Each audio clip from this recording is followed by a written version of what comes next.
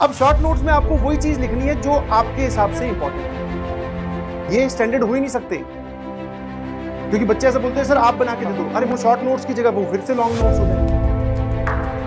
करना, believe me, आज नहीं फायदा होगा, कल नहीं नंबर आएंगे, बट जब बाकी दुनिया बाकी बच्चे परेशान होंगे कि कैसे रिवीजन करें कैसे रिवीजन करें, हाँ विद इन 2 आवर्स या 3 आवर्स आप पूरी रिवीजन करके निकल जाओगे। अब बात आती है सबसे पहले शॉर्ट नोट्स की, ठीक है, कि सर ये क्या चीज है। अब मैं आपको इसको बनाना सिखा रहा हूं, ध्यान सुनना। A4 साइज 2 पेजेस होने चाहिए आपके पास। कैसे बनाते हैं वो बता रहा हूं, ठीक है। A4 साइज 2 पेज ले लो, चाहे तो कॉपी के ले लो चाहे व्हाइट पेज ले लो, ठीक है, हाँ आराम से देखना। अब शॉर्ट नोट्स कैसे बनाते हैं जल्दी समझते हैं, ठीक है। आपने क्या किया, 2 पेज ले लिया ऐसे A4 साइज, आगे पीछे, ठीक है, एकदम गुच्चू पूचू हैंड राइटिंग जो होती है, जैसे इतना बड़ा बड़ा लिखा है तो मैं कैसे लिखूंगा, ऐसे वीडियो लेक्चर। जैसे मैं अपने क्लास नोट्स में अगर खुल खुल के लिख रहा हूं तो शॉर्ट नोट्स में इस छोटे में लिखूंगा, फिर लिखूंगा नोट्स ऐसे, ठीक है। तो अलग अलग कॉलम बना लो, जैसे मान लो ये पहला कॉलम हो गया आइडेंटिटीज का। अब शॉर्ट नोट्स में आपको वही चीज लिखनी है जो आपके हिसाब से इंपॉर्टेंट है। अब शॉर्ट नोट्स में तुम आइडेंटिटी के नाम पे a+b का स्क्वायर लिखने तो नहीं जाओगे यार, सर ये तो हमें आता है, बट ये आपने हमें क्लास में लिखवाई है, बट हमें नहीं लिखनी।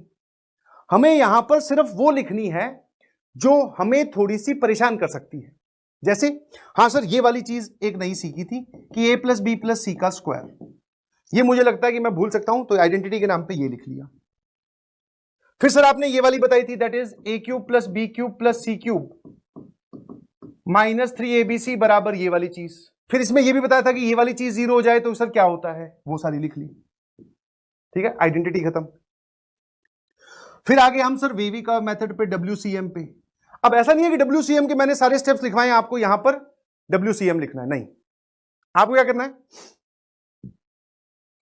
WCM में अगर किसी को डार्क और हॉलो वाला पॉइंट नहीं समझ में आया, थोड़ा डाउट रहता है, डार्क हॉलो लिख लो।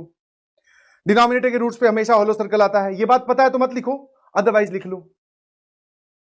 हाँ 400 BC वाली, हाँ ऐसी बहुत सारी है, अब मैं सारी पे थोड़ी जाऊंगा, 400 BC वाली लिख ली, तुम्हारे हिसाब से इंपॉर्टेंट है।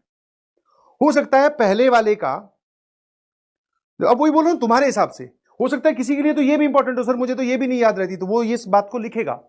कोई बोलेगा सर मुझे तो ये पता है, तो मत लिख भाई।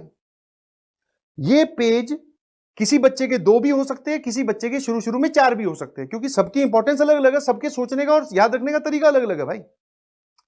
कुछ लोग बोले सर मुझे तो 400 BC वाली आइडेंटिटी पता है, तो वो क्यों लिखेगा शॉर्ट नोट्स में। जिसको नहीं पता कि मैं भूल सकता हूं सर, मुझे नहीं पता उसमें प्लस कहां आता है माइनस कहां आता है, तो वो लिखेगा। क्या मेरी बात समझ पा रहे हो कि मैं आपको बनाना कैसे सिखा रहा हूं। ये स्टैंडर्ड हो ही नहीं सकते, क्योंकि बच्चे ऐसे बोलते हैं सर आप बना के दे दो, अरे मैं बना के दूंगा तो मेरे हिसाब से हो सकता है मैं तो ये लिखूंगा ही नहीं, मुझे तो आती है भाई, तो मैं कैसे बना दूंगा। फिर सर आप सभी बच्चों के हिसाब से बना के दो, तो उसमें फिर मैं ये भी लिखूंगा, तो वो शॉर्ट नोट्स की जगह वो फिर से लॉन्ग नोट्स हो जाएंगे। छोटा छोटा बिल्कुल एकदम कंसाइज करके, कुछ भी पॉइंट, चाहे वो ब्लैक बादल वाला पॉइंट हो, चाहे वो इंपॉर्टेंट पॉइंट हो, चाहे इंपॉर्टेंट नोट हो, कोई भी ऐसा फॉर्मूला हो, वो छूटना नहीं चाहिए जो आपके हिसाब से इंपॉर्टेंट है, जो आपकी लर्निंग बदल सकता है। समझ गए, कुछ भी नहीं छूटना चाहिए आपके हिसाब से। हो सकता है सर उसमें आपने बोला 2 पेज आगे पीछे, मतलब टोटल 4 पेजेस, हो सकता है हमारे 3 पेज बन जाए, कोई बात नहीं, बट बनाना स्टार्ट करो, ये काम आते हैं रिवीजन के वक्त, ठीक है, वेरी हेल्पफुल, ठीक है। अब उसके बाद में एक कॉलम मैं आपको ऐड करने के लिए बोलूंगा, दैट इज उसमें आप लिखोगे एड्रेस ऑफ इंपॉर्टेंट क्वेश्चंस। ये एक लाइन होनी चाहिए जिसमें एक रो जाएगी क्लास एग्जांपल्स, एक रो जाएगी डिब्बी, फिर एक रो जा सकती है डीपीपी, ये सब। कि जब आप शॉर्ट नोट्स, मैं ये आज के लिए तैयारी नहीं करनी भाई, ध्यान रखना, मेरी बात ध्यान से सुनो प्लीज, इस पे थोड़ा टाइम इसलिए दे रहा हूं, सेट थ्योरी मुझे भी पता है स्टार्ट करना है, बट ये टाइम देना इसलिए जरूरी है क्योंकि मैं ये एक बार बताऊंगा। अब आपको आने वाले कक्षा 11वीं में टोटल 16 चैप्टर हैं, हर चैप्टर के बाद में नहीं बताने वाला हूं, आज सीख लो कि शॉर्ट नोट्स कैसे बनाने हैं। सर ये क्या है, एड्रेस ऑफ इंपॉर्टेंट क्वेश्चन। मैंने कहा तूने गणित के शॉर्ट नोट्स बनाए, इसमें कहीं पे तूने क्वेश्चन तो लिखा ही नहीं, and mathematics is all about practice. तो जो जो सवाल आपने इंपॉर्टेंट लिखे थे या आपको कभी लगे जैसे एड्रेस क्लास एग्जांपल में सेट थ्योरी लेक्चर 1 स्लाइड 8, पूरा सवाल लिखने की कहां जरूरत है भाई, ये लिख लिया एक एड्रेस कि क्लास में सर आपने ये वाला एग्जांपल करवाया था जो मुझे कम समझ में आया था, एडवांस में जब मैं पेपर देने जाऊंगा या एडवांस का एआईटीएस देने जाऊंगा या एडवांस का पेपर देने जाऊंगा क्लास का, तो ये सवाल दोबारा रिविजिट करूंगा। सेट थ्योरी लेक्चर 1 स्लाइड 8, आपको सीधा वहीं पहुंचना है, समझे। फिर आपको ऐसा लगे कि सर एक आपने, मैं ऐसी एग्जांपल बता रहा हूं, बेसिक मैथमेटिक्स लेक्चर 5 स्लाइड 9, डिब्बी में सर एक डिब्बी नंबर 27, डिब्बी नंबर 31, डिब्बी नंबर 64, ये बहुत इंपॉर्टेंट थे, इनमें मैं फंसा था। डीपीपी में सर डीपीपी नंबर 5 का क्वेश्चन नंबर 10, कितने लोगों को बात समझ में आई कि इसका क्या फायदा है।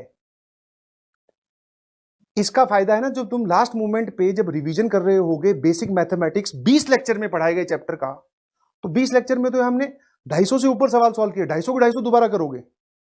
इज इट पॉसिबल कि मान लो इस संडे को टेस्ट हो, तुम 250 सवाल फिर करने बैठ जाओ और पैरेलल में क्लासेस भी चल रही होंगी।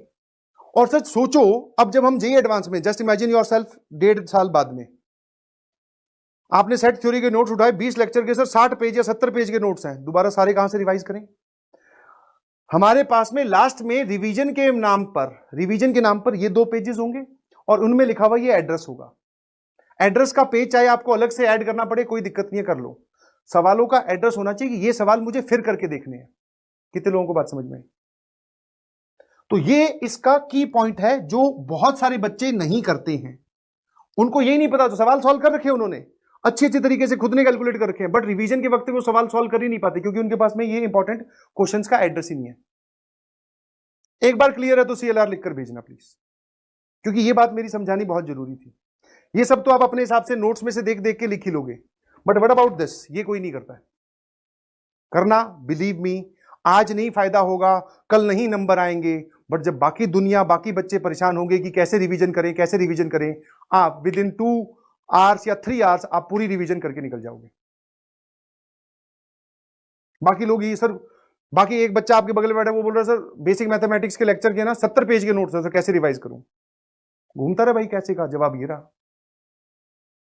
ये तरीका है 1 स्टेप। आज आपको एक चीज और फील हुई होगी, अच्छा ऐसे शॉर्ट नोट्स बनाने, और ये स्टैंडर्ड हो ही नहीं सकते क्योंकि इसमें इंपॉर्टेंट बातें लिखी जाती है और इंपॉर्टेंट बातें सबके हिसाब से अलग अलग होती है।